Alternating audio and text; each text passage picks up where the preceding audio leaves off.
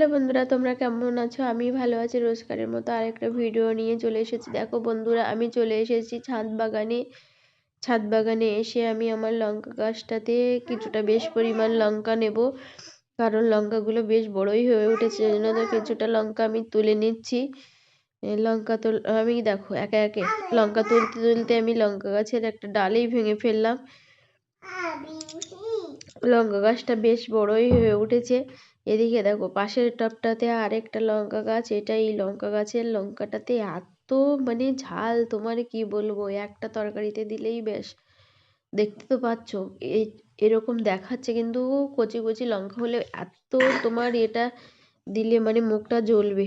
আর লঙ্কা গাছের লঙ্কাগুলোতে দেখো মানে কি যে পোকা হয়েছে, যে ছিদ্র করে দিচ্ছে লঙ্কাটাতে। দেখো সব একে একে লঙ্কাগুলো তুলে নেব। সবগুলো তুলবো না, যা আমার যেটুকু প্রয়োজন সেটুকু তুলে নেব। গাছের লঙ্কা পরে তুললেও চলবে।